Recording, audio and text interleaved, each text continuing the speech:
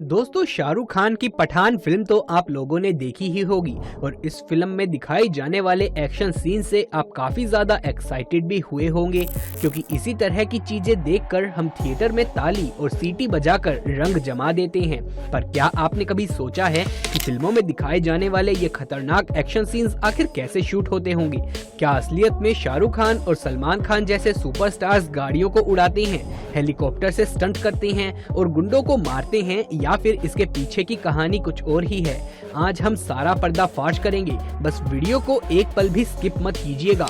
दोस्तों, सिनेमा घरों में धूम मचाने वाली पठान फिल्म कितनी शानदार है ये तो आप भी जानते हैं, जिसमें आपको एक से बढ़कर एक एक्शन सीन देखने को मिल जाएंगे और गाड़ियां तो इसमें ऐसे उड़ाई गई हैं कि पूछिए ही मत। इस फिल्म का टोटल बजट है 250 करोड़ रुपए।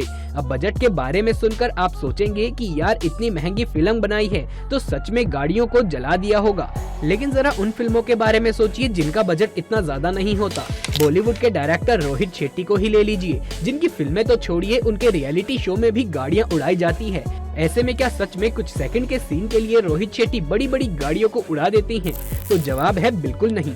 कोई इतना पागल नहीं होता कि लाखों करोड़ों की गाड़ियों को यूं ही उड़ा दे, बल्कि ये सारा कमाल तो कंप्यूटर महाराज जी का है, क्योंकि उनकी मदद से ही एडिटिंग करी जाती है, जिससे ये सारे सीन फिल्माए जाते हैं। फिल्मों में जब आप गाड़ियों को उड़ते हुए या फिर एक्सीडेंट से टूटते हुए देखते हैं, असल में वो असली गाड़ियां होती ही नहीं हैं। वो उन बड़ी बड़ी गाड़ियों के रेप्लिका, या फिर आसान भाषा में कहा जाए तो उन गाड़ियों के खिलौने वाले मॉडल होते हैं, जो बिल्कुल असल गाड़ियों जैसे नजर आते हैं। और इन बड़ी बड़ी गाड़ियों के एक्शन सीन बाहर खुली सड़क में नहीं, बल्कि क्रोमा स्टूडियो में शूट किए जाते हैं। दोस्तों, कंफ्यूज मत होइए, हम आपको डिटेल में समझाते हैं कि आखिर हमारी आंखों के साथ ये धोखा कैसे किया जाता है। सबसे पहले तो जिन गाड़ियों को लेकर सीन शूट करना होता है, उनके छोटे छोटे टॉय मॉडल्स खास तौर पर बनवाए जाते हैं और एक लकड़ी पर रेत डाल करके नकली सड़क तैयार की जाती है, जो बिल्कुल असली जैसी ही नजर आती है। जिसके बाद सीन के हिसाब से ही गाड़ियों को सेट करके उनकी पोजीशन फिक्स की जाती है। जिन गाड़ियों को ब्लॉक करवाना होता है, या फिर उन्हें उछलता हुआ दिखाना होता है, या फिर एक्सीडेंट वगैरह का सीन होता है, तो इस तरह की चीजों को फिल्माने के लिए कार को धागे की मदद से हाथों से उछाला जाता है और इस एक सीन को कैमरे में कई सारे एंगल से रिकॉर्ड किया जाता है।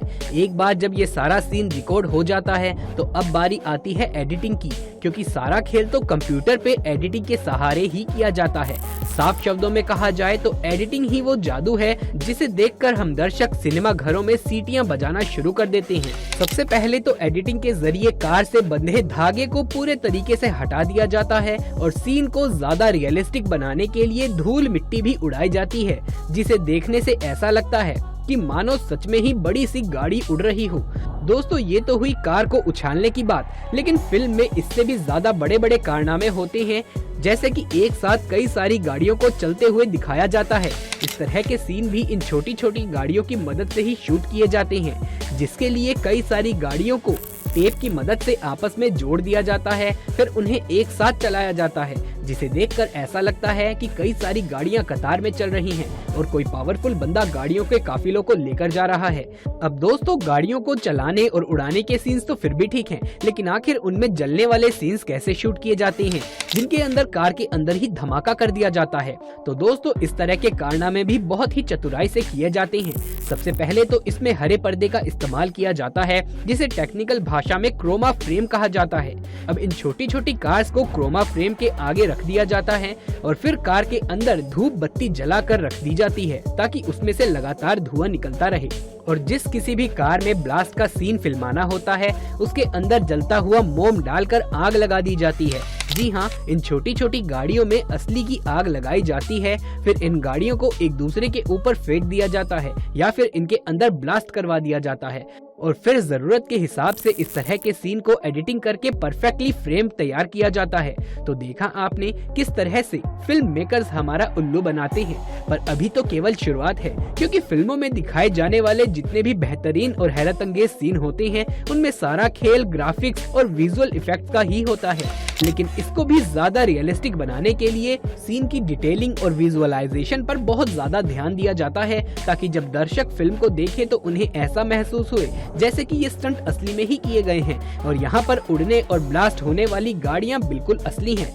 दोस्तों, आप लोगों ने फिल्म में हीरो को हेलीकॉप्टर से लटकते हुए या फिर उस पर खड़े होकर स्टंट करते हुए बहुत बार देखा होगा। ये सारे कारनामे हमारे बॉलीवुड के खिलाड़ी यानी कि अक्षय कुमार सबसे ज्यादा करते हुए नजर आती हैं। हमारी देसी सुपर हीरो मूवी क्रिश में भी ऋतिक रोशन एरोप्लेन से लटके हुए नजर आए थे, जो कि सच में बेहतरीन सीन था। लेकिन क्या आप जानते हैं कि आखिर इस सीन को किस तरीके से फिल्माया गया था? दोस्तों, अगर हम क्रिश मूवी की बात करें तो इस फिल्म में ऋतिक रोशन को प्लेन से लटकता हुआ दिखाया गया था, पर ये आप जानकर हैरान हो जाएंगे कि यहाँ पर कोई भी असली प्लेन नहीं था, बल्कि इस पूरे सीन को क्रोमा और वीएफएक्स टेक्निक से शूट किया गया था, जहाँ इन सभी टेक्निक की मदद से ऋतिक रोशन के अलग से सीन शूट किए गए थे और उन सीन्स को एक कर दिया गया था। यानी दो अलग अलग तरह के सीन्स को शूट किया गया था और बाद में एक साथ जोड़ दिया गया था, जिसकी मदद से ऐसा लगता था मानो ऋतिक खुद ही प्लेन के ऊपर लटके हुए हैं और कभी भी गिर सकते हैं। पर असल मायनों में जब इस सीन को आप शूट होते हुए देखेंगे तो हंस हंस कर पागल हो जाएंगी, क्योंकि बिना किसी भी प्लेन के क्रोमा स्क्रीन के सामने जब ये सब शूट किया जाता है तो सच में ये काफी फनी लगता है। इसे देखकर लगता ही नहीं है कि किसी फिल्म की शूटिंग हो रही है, पर जब ये सारी चीजें एडिटिंग के बाद सामने आती हैं तो दर्शकों की आंखें खुली की खुली रह जाती हैं। इतना ही नहीं दोस्तों, आपने अक्षय कुमार के जितने भी प्लेन और हेलीकॉप्टर वाले शूट देखे हैं, उनमें अक्षय कुमार को लोहे की केबल से बांधा जाता है और फिर उन्हें साथ में पैराशूट भी दिया जाता है, जिसके बाद एडिटिंग की मदद से इस सीन को तैयार किया जाता है, जिसे देखकर लगता है कि हमारे खिलाड़ी कुमार सच में हेलीकॉप्टर को पकड़कर लटक रही हैं। इस तरह के सीन शूट करते वक्त हेलीकॉप्टर को बहुत ही कम ऊंचाई में उड़ाया जाता है और उसकी स्पीड भी बहुत ही कम होती है। इन सब के अलावा एक्टर की सुरक्षा के लिए सब इंतजाम भी मौजूद होते हैं और जब मार धाड़ वाले एक्शन किए जाते हैं तो उसके लिए हीरो को केबल से बांध दिया जाता है, जिसकी मदद से वो हमें हवा में उड़ता हुआ नजर आता है। और ऐसे सीन क्रोमा स्टूडियो में गद्दे लगाकर शूट किए जाते हैं और फिर बाद में एडिटिंग की मदद से गद्दे की जगह सड़क या मैदान की इमेज लगा दी जाती है, जिसे देखकर हमें ऐसा लगता है कि मानो हमारा हीरो सड़क या मैदान पर एक्शन कर रहा है। दोस्तों, एक्शन और मार धाड़ का नजारा तो आप लोगों ने देख लिया। आइए अब बात करते हैं फिल्मों में आने वाली सबसे रोमांचक चीज की, यानी कि डबल रोल की, क्योंकि आज की टेक्नोलॉजी में डबल रोल को शूट करना बहुत ही बड़ी बात नहीं रह गई है, लेकिन पहले के जमाने में ये बहुत मुश्किल हुआ करता था। वैसे दोस्तों, देखा जाए तो आज के टेक्नोलॉजी वाले दौर में डबल रोल या फिर ट्रिपल रोल भी शूट करना कोई मुश्किल काम नहीं है, लेकिन जब टेक्नोलॉजी इतनी ज्यादा एडवांस नहीं थी तो पुराने समय में इस तरह की चीजें फिल्माना काफी ज्यादा मुश्किल हो जाता था।